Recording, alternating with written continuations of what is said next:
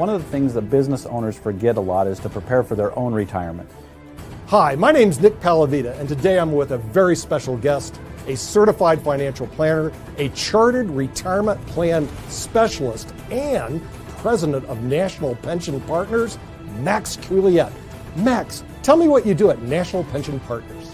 Well, Nick, we help successful small businesses and professionals put together retirement plans that provide them the maximum retirement benefits and big tax deductions at the same time. Well, how do you do this? Well, we get on an internet conferencing system with the client. We review their goals, what they want to accomplish, and then put together strategies to help them in implementing a retirement plan that benefits them, not everybody else. Well, that sounds really good, but how much does this cost? Well, it's really not bad because the first consultation is free. That allows us to go through and discover whether this strategy works for that business and for you as the business owner and helping you maximize your retirement. Well, Max, how do we get this free appointment? It's really pretty simple, Nick. You can either go to our website below or call us at 877-252-1692, and then we can set up a time with either myself, Nick, or one of our other retirement plan specialists, another CPA or advisor in the office to go over this with you and make sure it fits for you. Hi, my name is Lewis Haupt. I work with National Pension Partners, and I work with businesses to allow them to put the maximum away that they can for themselves and to save taxes. Hi, I'm Brad Coyle, and I'm the brokerage manager at National Pension Partners. We're always analyzing plan fund choices in order to ensure the participant's success. If you want more information on how we can help you and your business put more money away in a retirement plan than you ever thought possible, contact us at the website below or call us at 877-252-1692.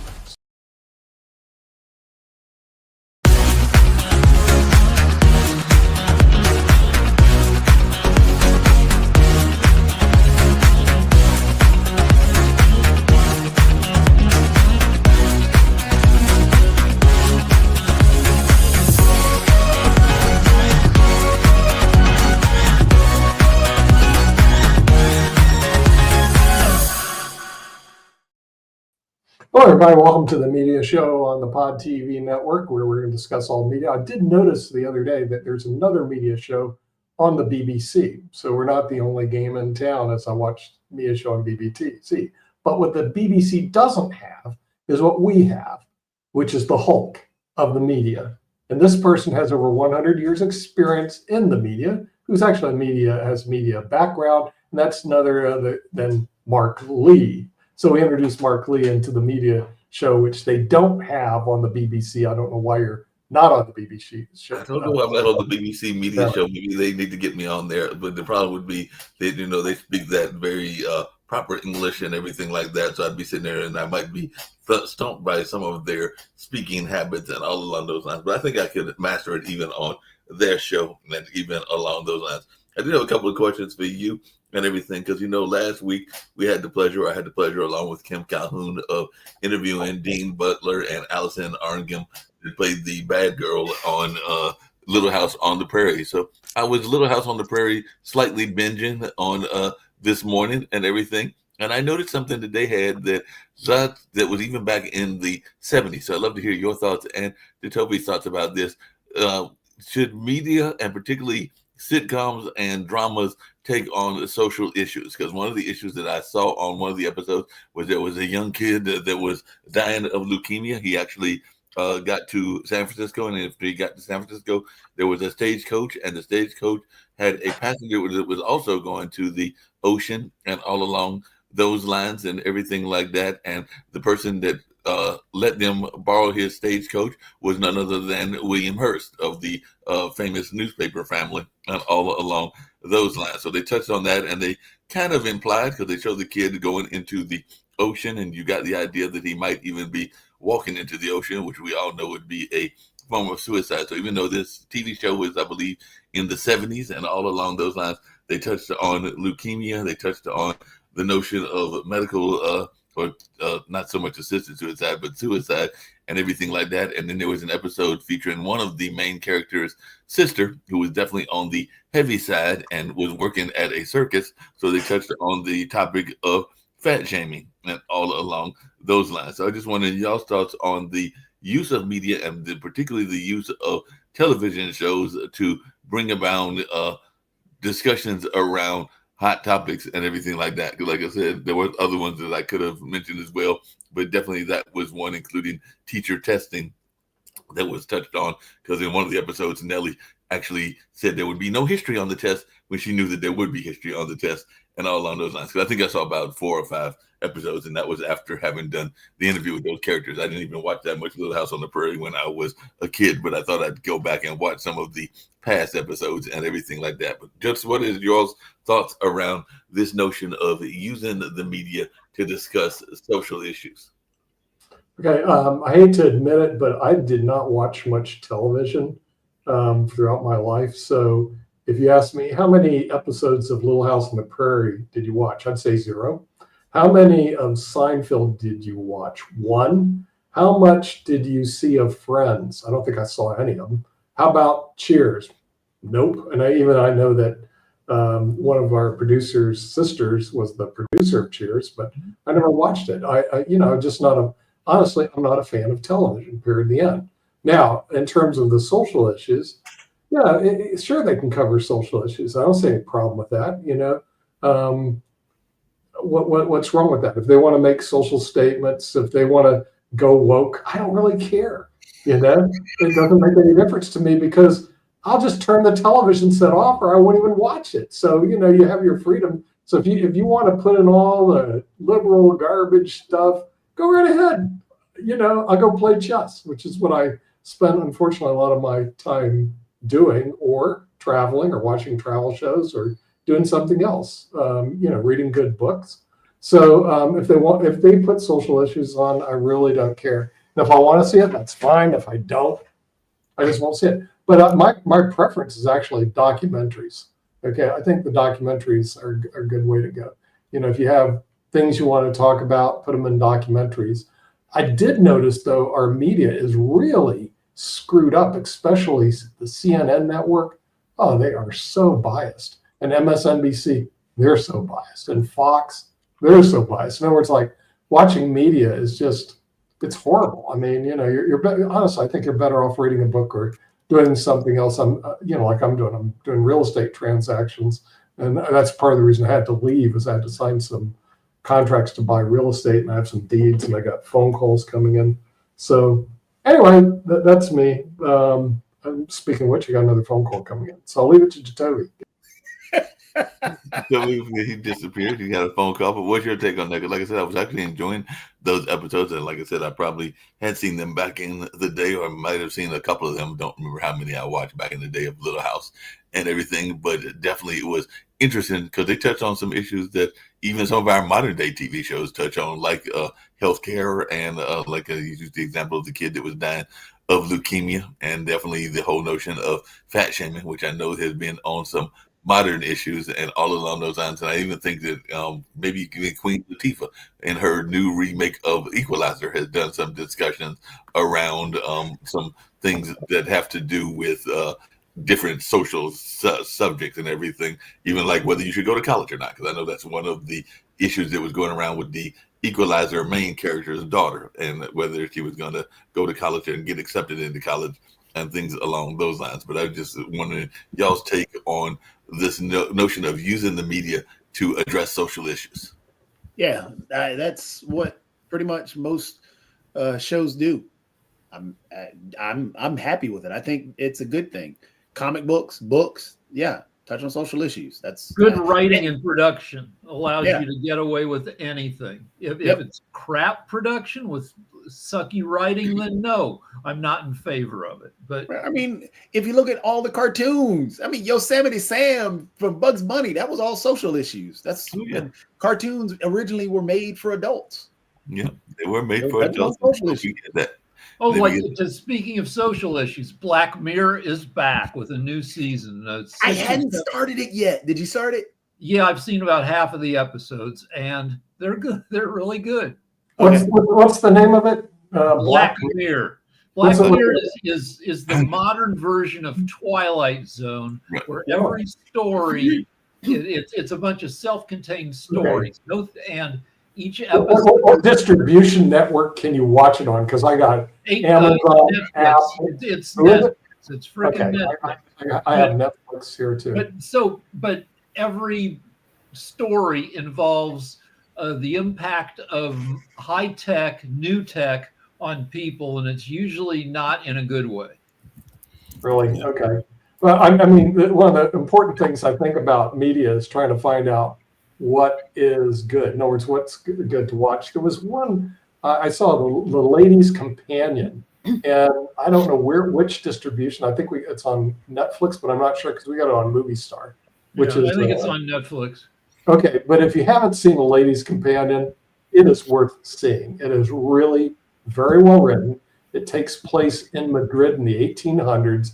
It really is. It was done in Spanish, but they dub it in English, and they do a great job today. But A Ladies' Companion is actually worth taking a look at if you haven't seen that yet. All right, I'm going to plug Black Mirror again, because Black Mirror gets top performers. Chris O'Dowd, the one I just watched was Paul Giamatti.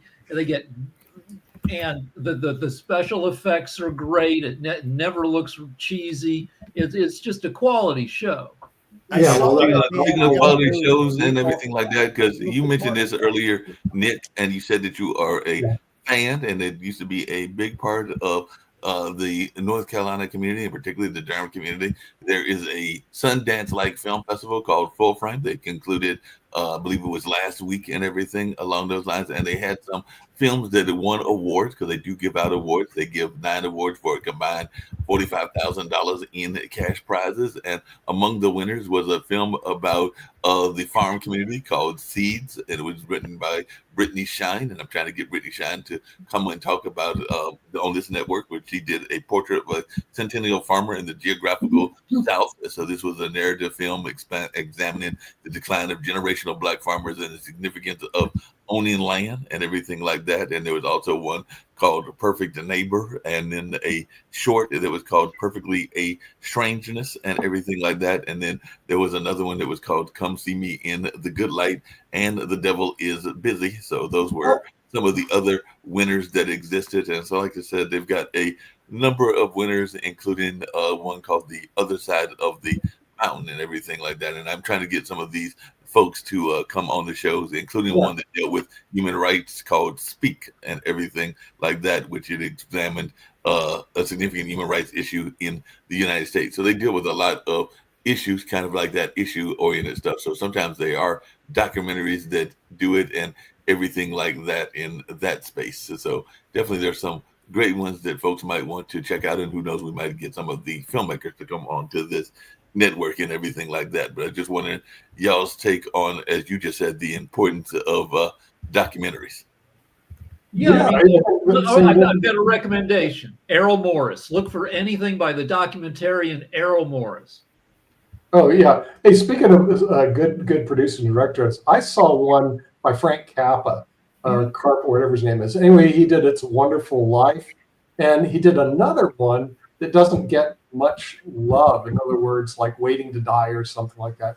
And anyway, it was kind of like the same theme: rich people greedy, taking a lot of money, screwing poor people. It's fun to watch. We're rich people being greedy. But now I don't have to watch it anymore because I kind of live that whole theme, so I do understand it. And I have friends like Shaquille who kind of like show me how this is done. So, but it's fun to watch. In other words, there's always, in this case, Lionel Barrymore was actually the hero. He was the one that was for the people.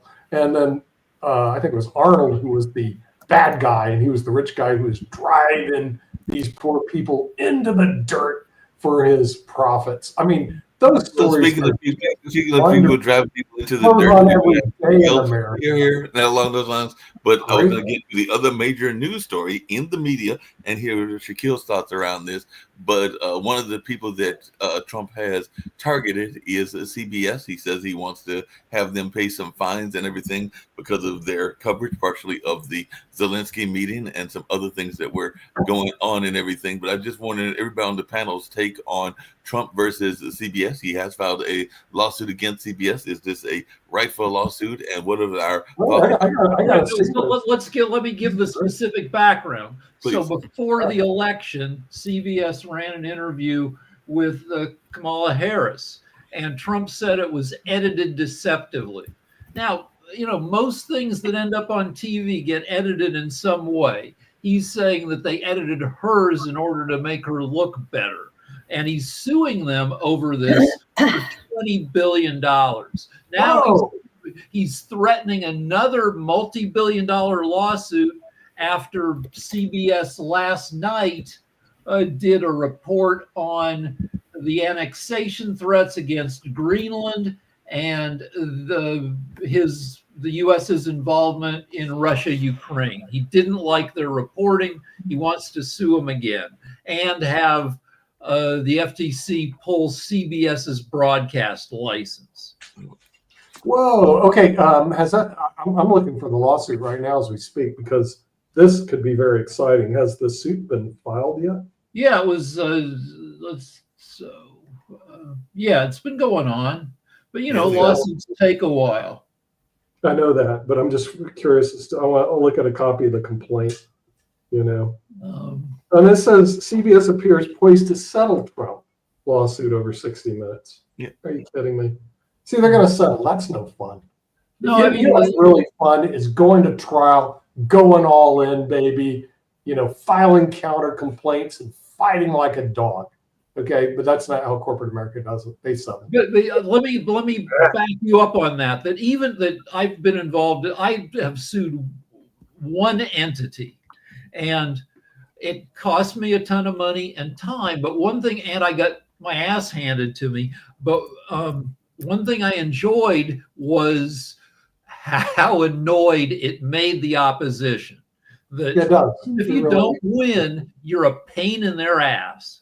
Well, if you know what you're doing, you can't. Well, speaking of pain in the ass, and this comes down to the Looks court like as well. This comes down to the court as well, and I know that Kill would love this just as much as he probably loved the things around CBS and all along those lines. But apparently earlier today, the U.S. is arguing. They went to court on Monday in an antitrust trial, focusing on the whole notion of who owns Instagram and WhatsApp and everything. So they are arguing that Meta has built a social media monopoly, and they're saying that this case could reshape the business in that sense, because they do have Meta owns Facebook, Instagram, WhatsApp, and a number of other outlets as well. So what is our thoughts around this notion of a social media monopoly, and will this change the media landscape to some degree, particularly in social media and everything, if they win this particular antitrust trial? And Nick, let me just make a comment first on the CBS case. It's pretty clear, I think, to anybody who looks at it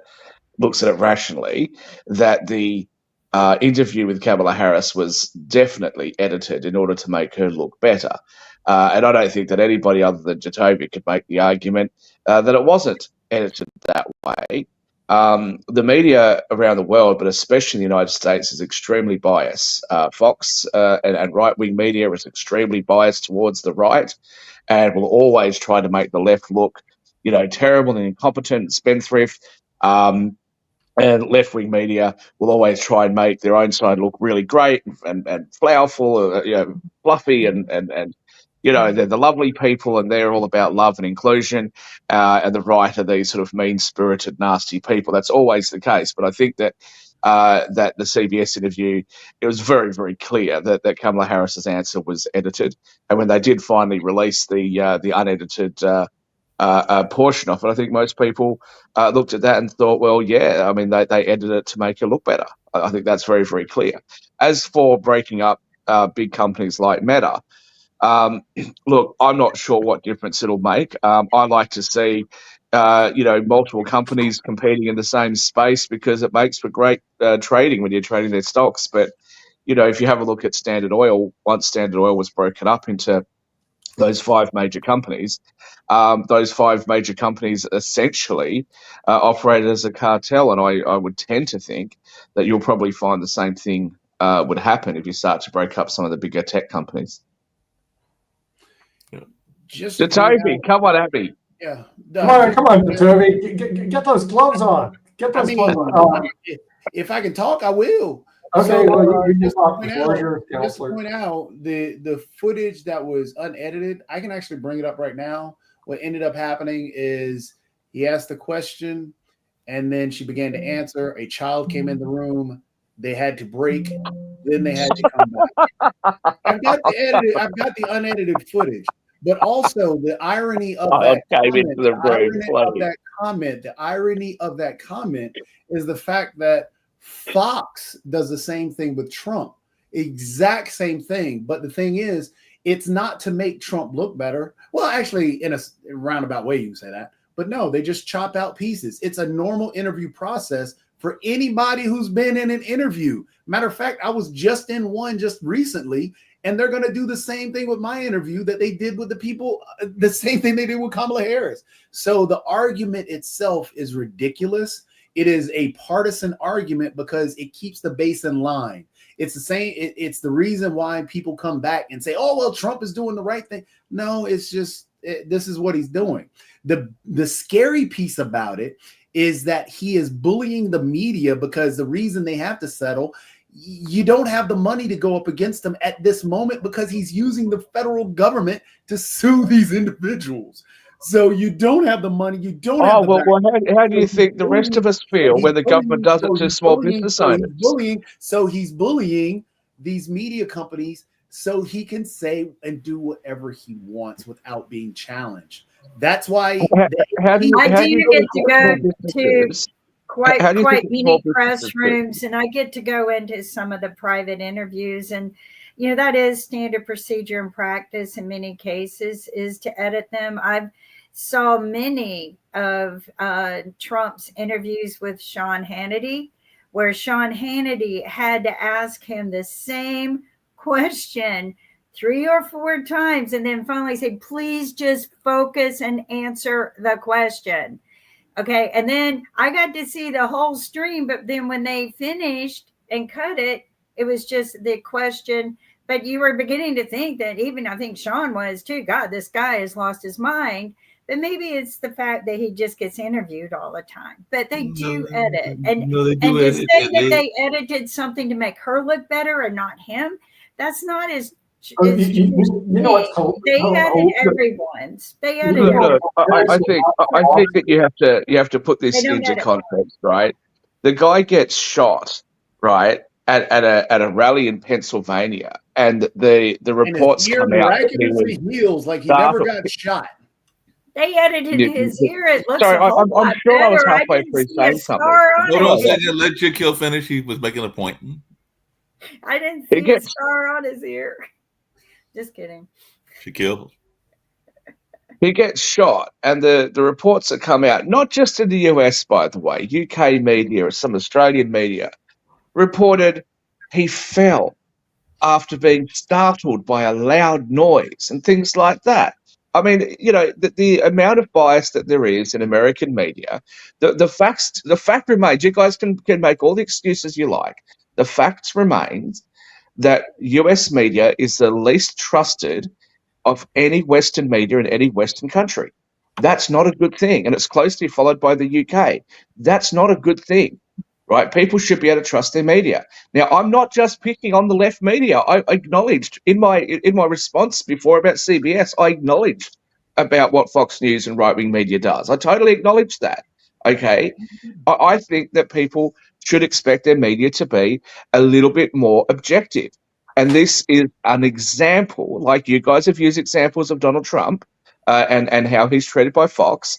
The Kamala Harris interview with CBS is an example of that kind of bias. Now, as for the comment that, oh, well, he's using government money, which is virtually unlimited against these, corporations. Well, yeah, I mean, that's how small business owners feel.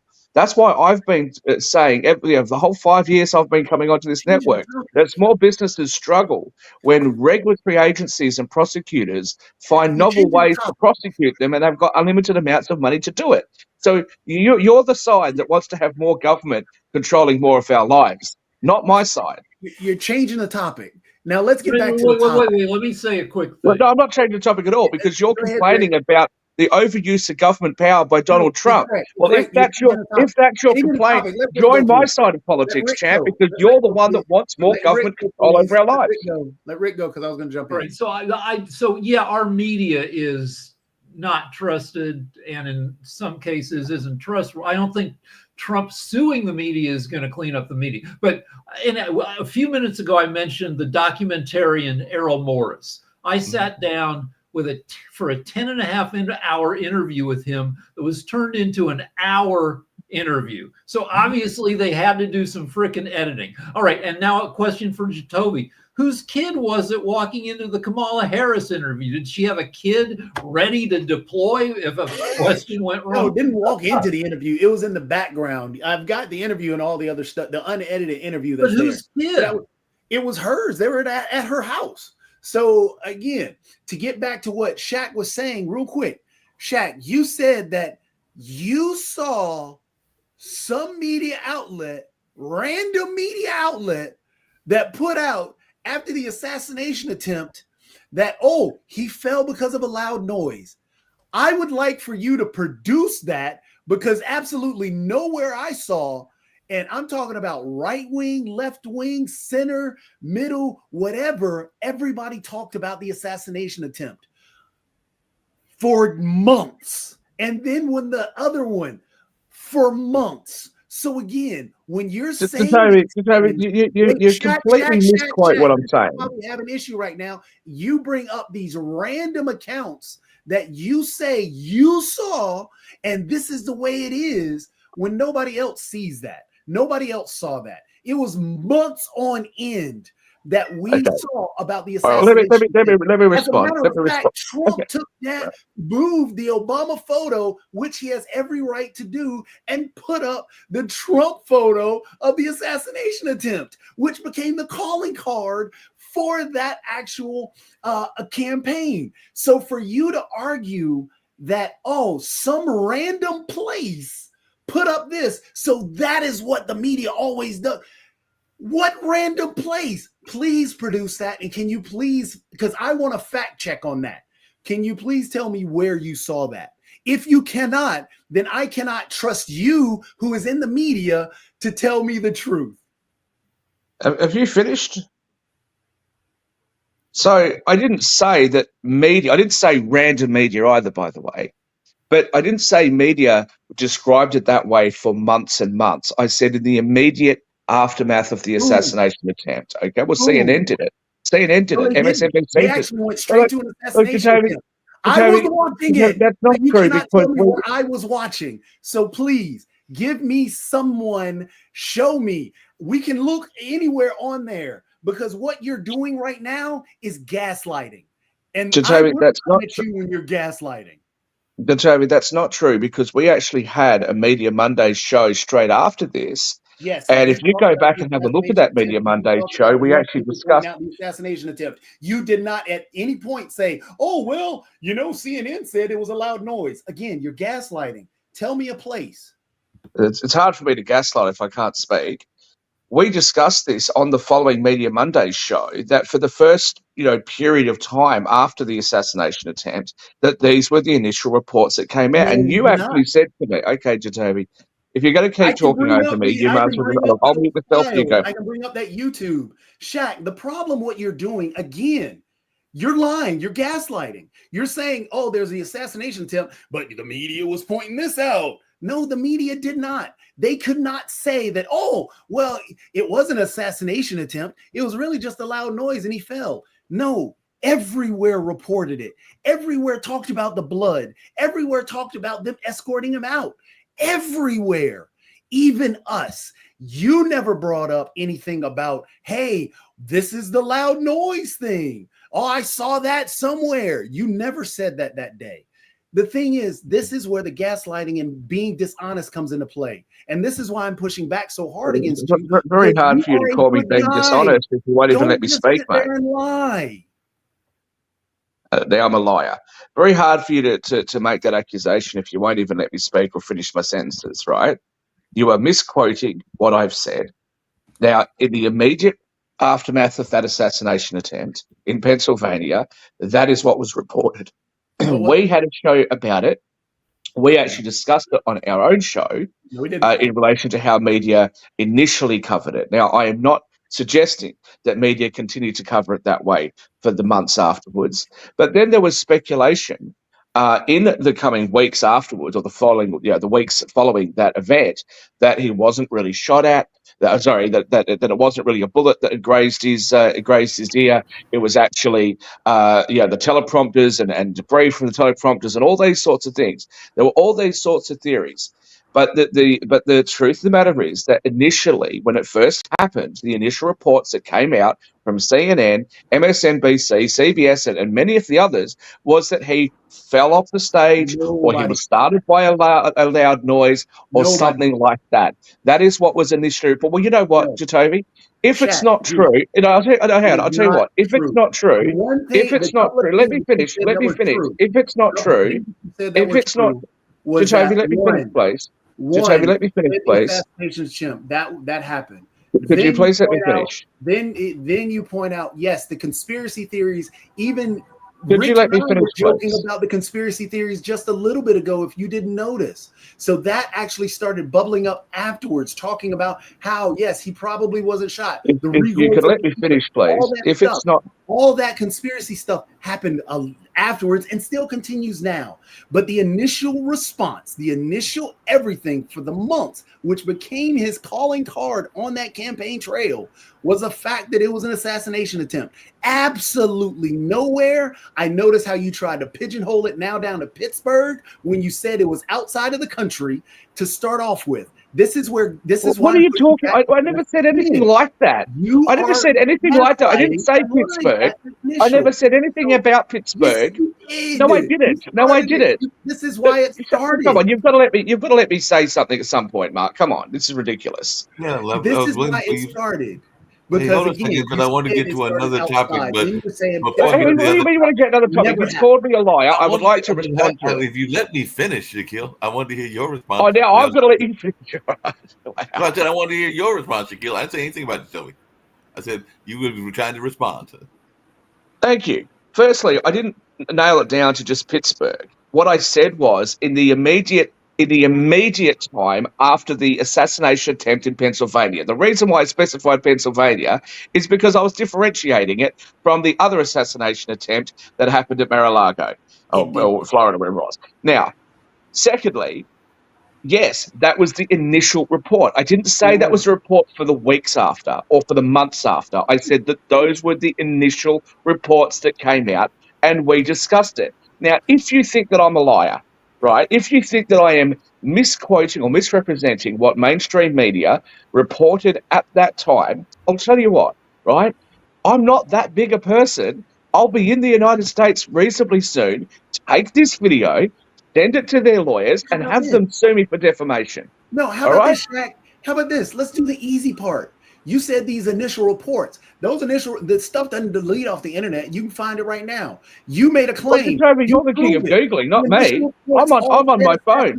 Attempt. But you seem to have no interest in Googling anything else. You like to show off your Googling skills. Go for it. Shaquille, as I stated, and I will continue to state, because I have proof. Again, the initial reports, every single one, because he fell to the ground, had blood on the ear, everything else, they rushed him out. Every initial report, CNN, Fox News, Newsmax, CBS, so on and so forth, all pointed out an assassination attempt. They all then talked about the fireman who was shot and killed that day.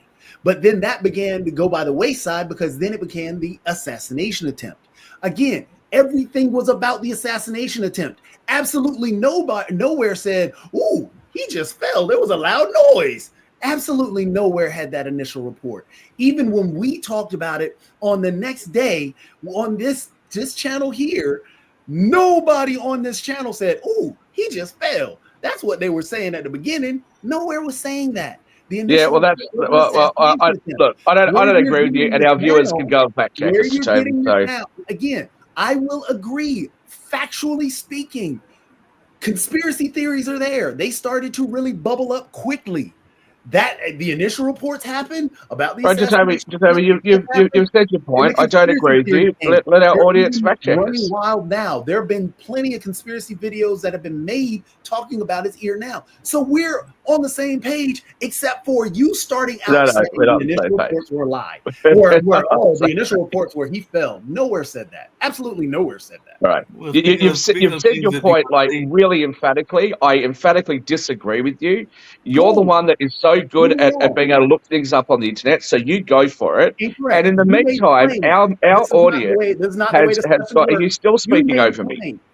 For somebody who complains so much about being interrupted, our audience is more than welcome to fact check us themselves. Now, if you really want me to, because I'm sitting here on my phone, if you really want me to go and get it, I can. But I know exactly what happened. We talked about it at the time. And if you want to try and sit there and call me a liar and a gaslighter and all the other names that you want to try and call me, that's up to you, mate. But everybody else can fact check it. Here's the deal. If you find those reports, send them. I mean, you got time now. You always say you're on your phone and you got your computer right to the side.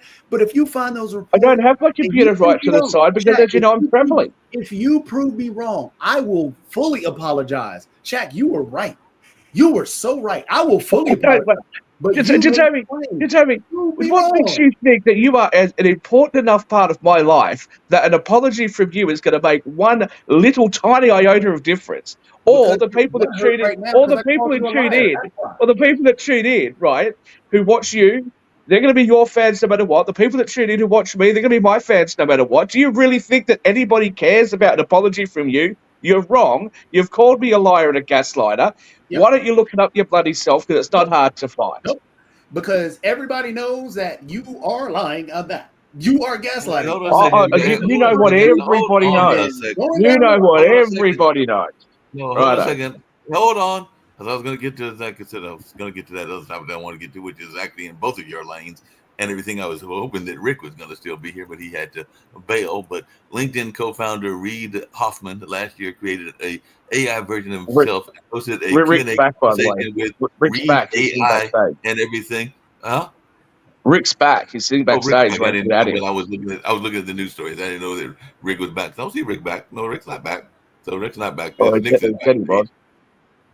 Yeah, Nick was backstage and everything. But they are saying that we're on the cusp of an AI revolution that will transform everything we read, view, and listen to, from academic papers to podcasts and videos, into intelligent, interactive media. So they're saying media powerhouses. I know Kim's big into TikTok. From TikTok and Spotify to the New York Times and Wall Street Journal will either evolve or devolve as AI enables us to interact with our media in real time. So we'll interrupt media, we'll interrogate it, kind of like what y'all were doing with each other, dispute it, and even modify it in real time. And talking heads will respond to us individually, and broadcasting will become dialogue mediated by AI. So what is y'all's thoughts around this notion of us all being engaged in this AI conversation and everything along those lines? I know that even some of what Kim has been doing, and Ricky is back, I see him now, and everything. But what is our thoughts around this notion of AI being in such a position that literally, like I said, I used to be a fan of Walter Cronkite, and could you imagine doing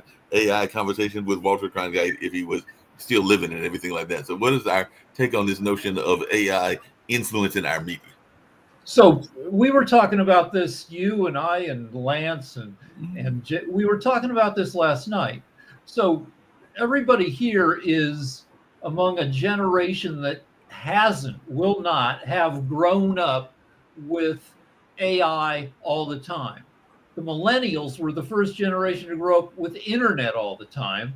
And the people born, in 2015 and later will have AI all the time. They'll find it completely natural that it will be in everything. We were talking about Lana Del Rey being a great performer. And then the Lana Del Reys of the future will be augmented with AI. They will help, AI will help them write their lyrics, write their music, and everybody will be like... They pretty much do that now with auto-tune and everything else anyway. Mark, I've just sent you a couple of screenshots to your WhatsApp. Could you share those screenshots onto the screen, please? Yeah, if I can do it. I don't have my phone right in front of me, but I can see if I can get the phone. As you share the screen shots. I didn't see any coverage of Trump falling, but I didn't pay that much attention. But, and I'm not. Rick, we talked about. But wait a second.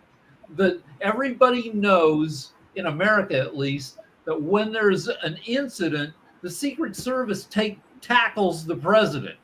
So I just assumed that's what happened.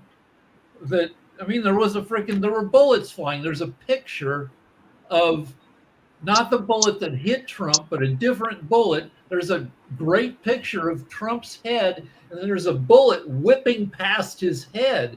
I assumed, and I did, that the Secret Service does what it does. It took him down. I didn't think. Okay, but Rick, I didn't say that in the days and the weeks and the months. I said the initial reports that we got. The initial reports were that Trump was startled by loud bangs. The Secret Service whisked him off because of loud noises. He fell because of after being startled by a loud noise. These were the initial reports that came out. Okay. Now, clearly, they didn't last for that long because they had to correct the record at some point. But the initial reports that came out, and they didn't just come out in the US, those were the initial reports that were reported by UK media. It was the initial reports that were reported by Australian media. All right. And if anybody doesn't believe me, all you got to do is do this. Go to Google and just type in Trump startled by loud bangs, right? And you'll find a whole heap of articles that originally came out making that claim. So why Jacoby wants to call me a liar, That's not, hold on, that's not necessarily a conspiracy. It could be just initial reports getting it wrong. That we didn't know about the. Yes, Rick, I agree. Yes, I agree with you. Yes, it could be just the initial reports getting it wrong or playing it safe. But why does Jacoby need to say that those reports never came out at all? Hold on a second, because I did get what he sent me and everything, and I'll just repeat it because.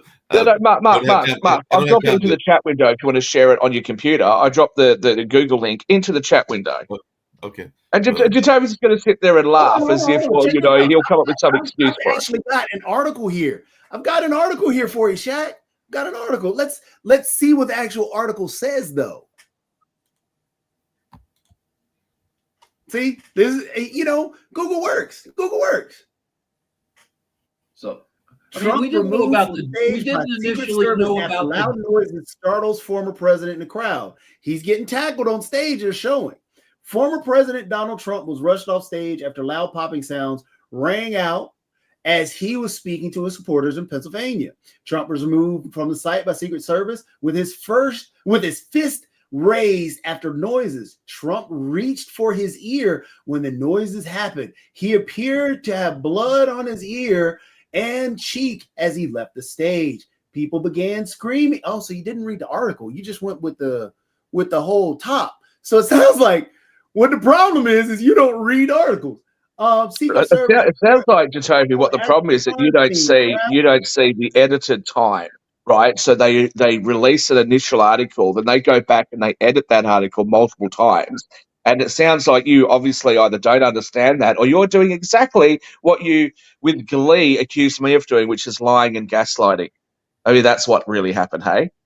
So I want to talk about another piece of ancient history for just a second that I found last night while I was arguing with Lance. So, it's okay that Donald Trump falls over after being startled, but when Joe Biden, it was the wind that blew him down or up the stairs. That's why he fell over 3 times. I want to talk about a Biden theory that I found that makes sense to me. So Biden during the debate was loopy, was not, he was kind of he was not super present. And this doctor had an explanation that is consistent with my experience of old people. But Biden was coming off a cold. The doctor argued that could have given him delirium. And I've seen it happen with like UTIs. Now, wait. So I'm not defending Biden and the people around him. I'm just offering a possible explanation where you can't have a president where they get a cold or a UTI, a bladder infection, and it makes them loopy. That's not good for a president. So whether like Wait, people, it must have had a cold for Hold on, 4 hold on. years then, Rick. Seriously. No, but there are plenty of instances where he makes a speech and he's present. He's not all. He wasn't. That debate was him being about the most lost I've ever seen him. Maybe you can find other clips of him also looking. But Rick, that's my whole point. That's exactly the point that I'm making.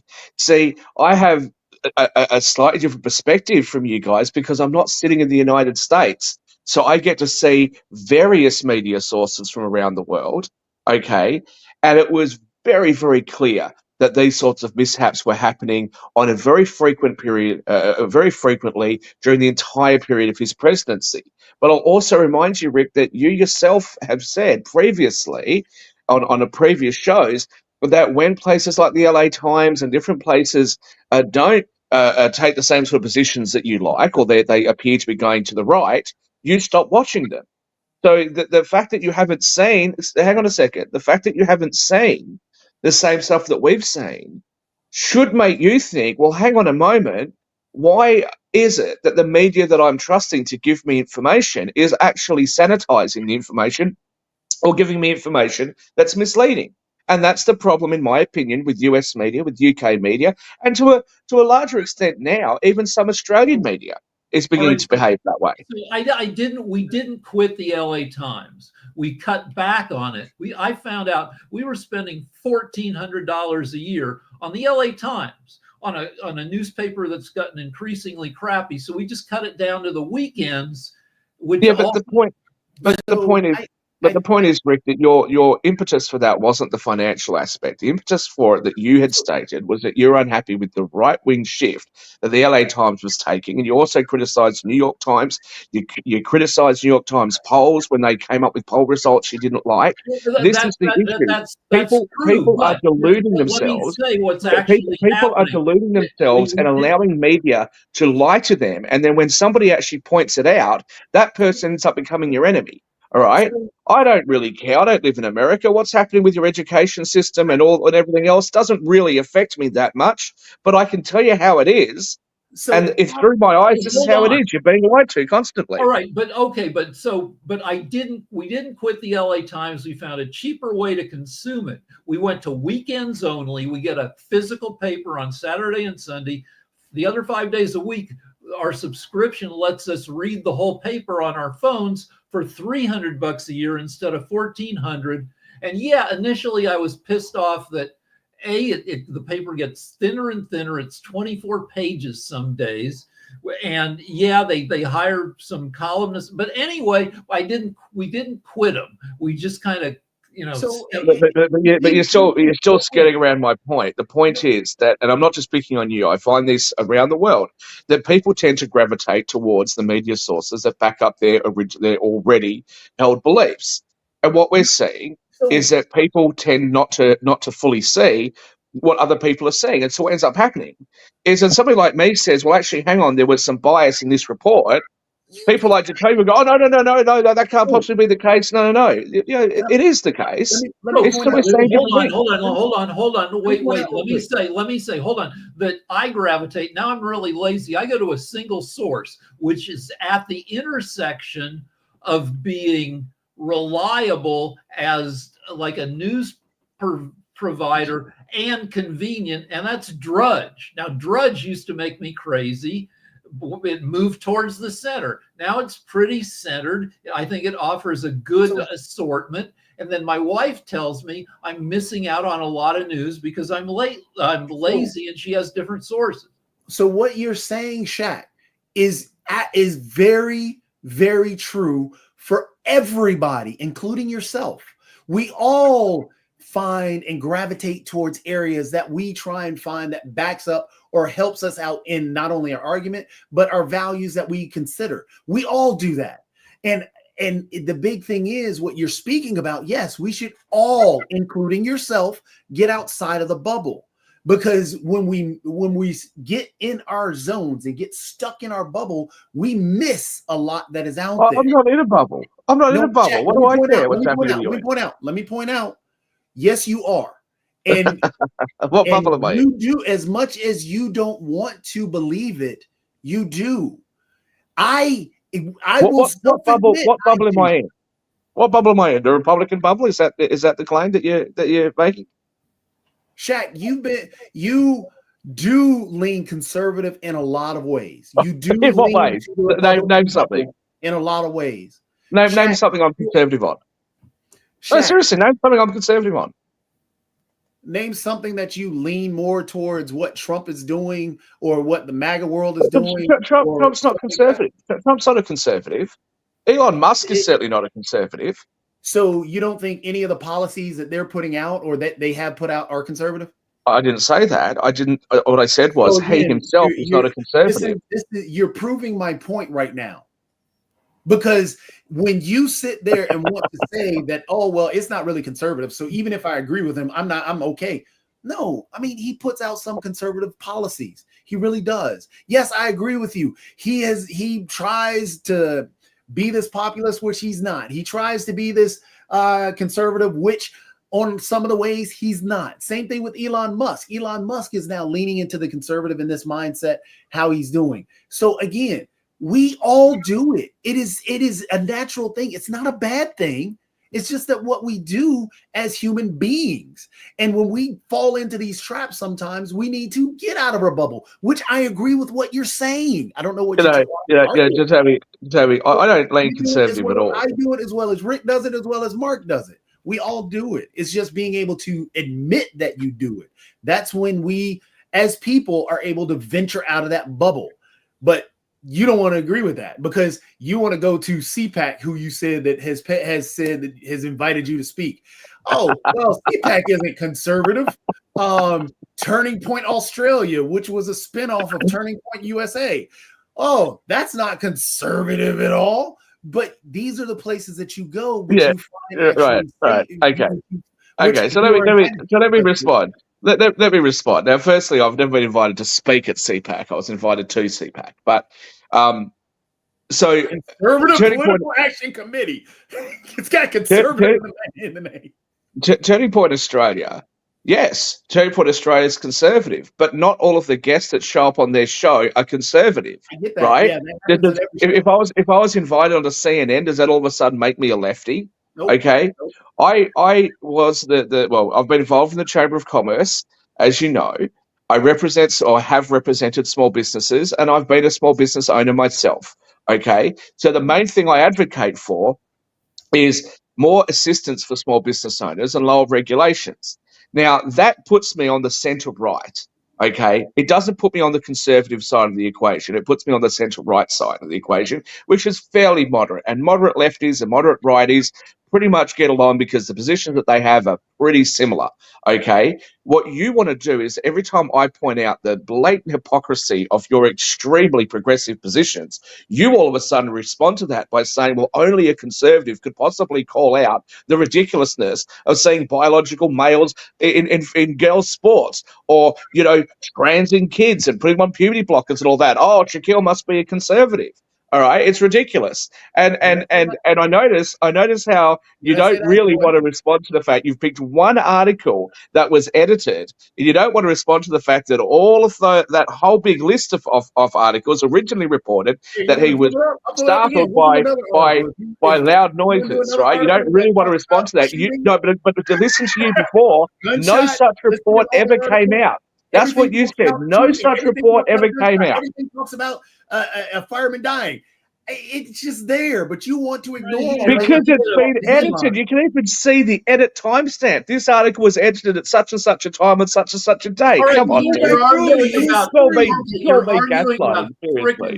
me get a word in. You guys are arguing about trivia.